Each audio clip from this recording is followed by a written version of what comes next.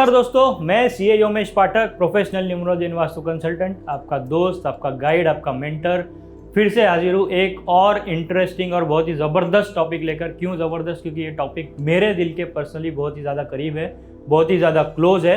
तो इसलिए मैं बोलता हूँ कि ये टॉपिक मेरे लिए ही इम्पोर्टेंट नहीं बल्कि आपके लिए भी इम्पोर्टेंट होगा। क्या है ये टॉपिक? तो दोस्तों ये टॉपिक है मिथ्स इन रुद्राक्ष। रुद्राक्ष की हम बात करने वाले हैं।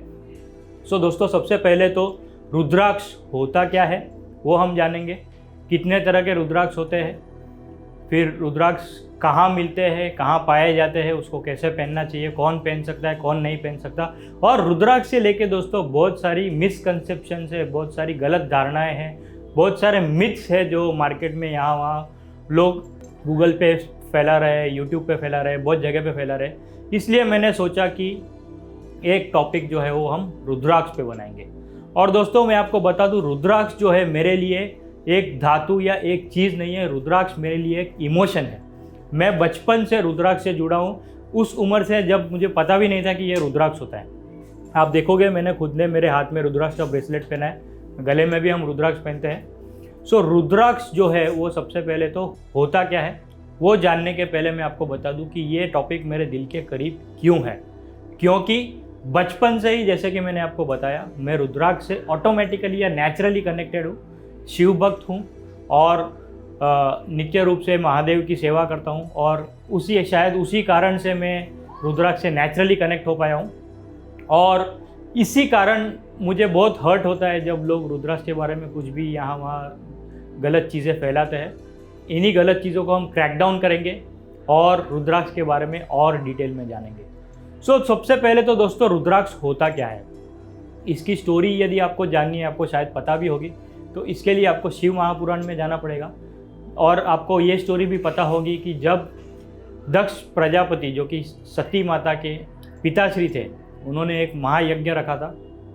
उस यज्ञ में उन्होंने सभी देवताओं को आमंत्रित किया था, सिर्फ महादेव को आमंत्रित नहीं किया था।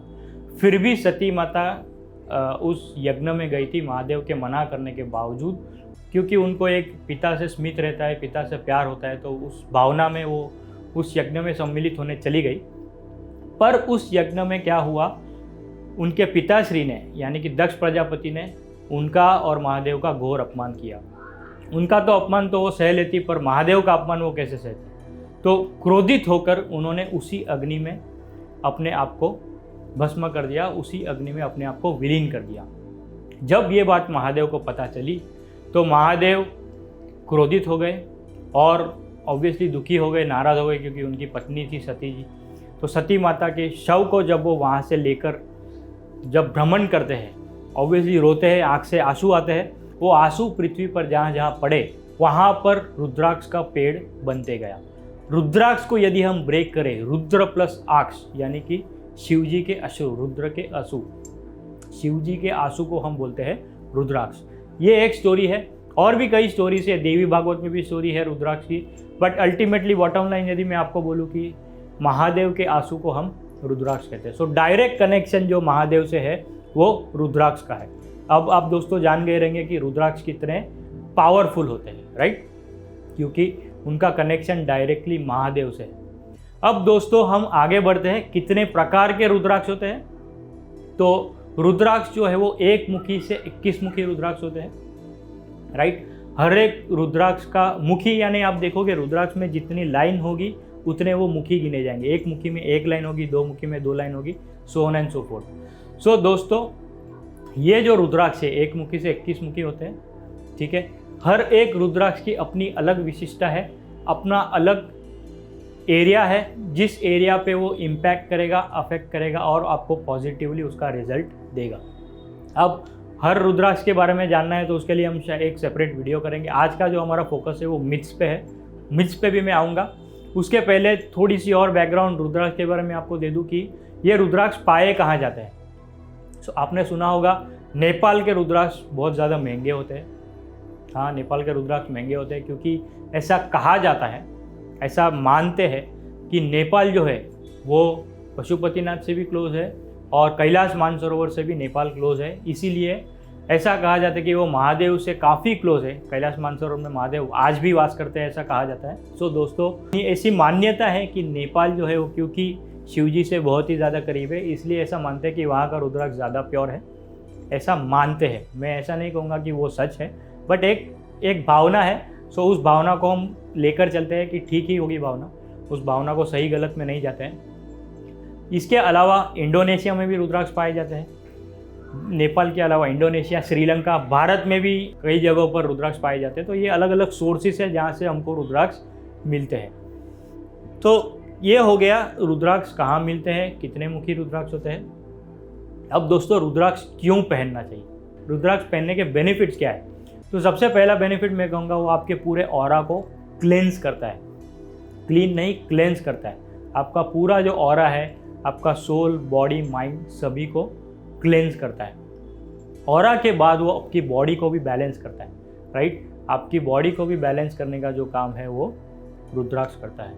तीसरी इंपॉर्टेंट चीज़, वो आपको नेगेटिविटी से बचाता है। हम काफ़ी जगह पे देखते हैं काला जादू, टोटका, ये वो। यदि आपने रुद्राक्ष धारण किया है तो किसी के लिए बहुत ही ज़्यादा मुश्किल होगा आप पे काला जादू करना या कोई भी टोटका करना, क्योंकि आपके साथ स्वयं महादेव है। तो यदि आप रुद्राक्ष धारण करते हैं तो आप नेगेटिविटी से दूर रहेंगे, आप काला जादू या टोटके से सेफ रहेंगे। इसके अलावा ये आपके लाइफ के सभी सेक्टर में यूज़फुल हो सकता है। अब लाइफ के कौन से सेक्टर होते हैं, सबसे पहला career, health, money, relationship, HRCM जिसको बहुत लोग बोलते हैं, हेल्थ, रिलेशनशिप, करियर, मनी, ये सभी सेक्टर को मैं कहूँगा। इसके भी आगे एक सेक्टर है जो सिर्फ कुछ लोगों में इंटरेस्ट होता है, वो है स्पिरिचुअलिज्म। स्पिरिचुअलिटी को आपको अपलिफ्ट करता है। सो ये इम्पॉर्टेंस है रुद्राक्ष का कि क्यों रुद्राक्ष पहनना चाहिए। अब दोस्तों, हम आते हैं मिथ्स इन रुद्राक्ष, जो मेरा मेन इंटेंशन है इस वीडियो का, राइट। कि रुद्राक्ष के बारे में जो धारणाएं जो मार्केट में फैलती है, कि कुछ लोग कहते हैं कि रुद्राक्ष जो है, असली रुद्राक्ष को कैसे पहचाने। तो YouTube पे मैंने काफ़ी वीडियोस देखे कि असली रुद्राक्ष जो है वो पानी में डूब जाएगा, नकली रुद्राक्ष पानी में तैरेगा।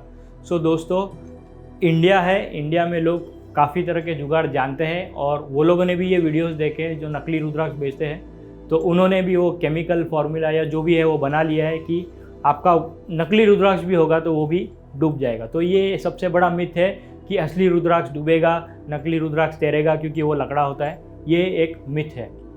असली रुद्राक्ष को कैसे पहचाने वो मैं आपको अगले वीडियो में या एक अलग वीडियो बनाऊंगा, बट ये एक गलत चीज़ है कि असली रुद्राक्ष डूबता है, ऐसा कुछ नहीं है, ठीक है। नकली रुद्राक्ष भी डूब सकता है। दूसरी मिथ जो चलती है कि मैं तो नॉनवेज खाता हूँ तो मैं रुद्राक्ष कैसे पहन सकता हूँ। सो दोस्तों, ऐसा भी गलत है कि नॉनवेज खाने वाला रुद्राक्ष धारण नहीं कर सकता। मैं आपको बता दूं, कोई भी इंसान रुद्राक्ष धारण कर सकता है। हाँ, एक चीज़ आपको ध्यान रखनी है कि समझो आज यदि आप नॉनवेज खाने वाले हो तो उस दिन आप रुद्राक्ष को निकाल के रख दीजिए, कल सुबह नहा धोकर वापस आप रुद्राक्ष को धारण कर सकते हो। तो क्या नॉनवेज खाने वाला रुद्राक्ष पहन सकता है? डेफिनेटली हाँ। दूसरी जो धारणा है कि लेडीज़ रुद्राक्ष नहीं पहन सकती क्योंकि वो शिव जी का होता है, ठीक है, शिव जी से कनेक्टेड है, तो लेडीज़ को रुद्राक्ष से दूर रहना चाहिए। ये भी एक बहुत बड़ा मिसकंसेप्शन है। लेडीज़ भी रुद्राक्ष पहन सकते हैं। यहाँ तक कि मैं कहूँगा यदि आप प्रेग्नेंट हो तो भी आप रुद्राक्ष पहन सकते हो, क्योंकि इसमें बहुत ही ज़्यादा पावर है। ये आपके माइंड, बॉडी, ऑरा सभी को बैलेंस और क्लींस करता है। तो आप प्रेगनेंसी में भी पहन सकते हो। इसके अलावा मुझे काफ़ी बार लेडीज़ लोग पूछते हैं कि क्या हम पीरियड्स के दौरान जो 4-5 दिन जो मेंस्ट्रुअल साइकिल होता है, क्या उस दौरान भी मैं रुद्राक्ष पहन सकती हूँ?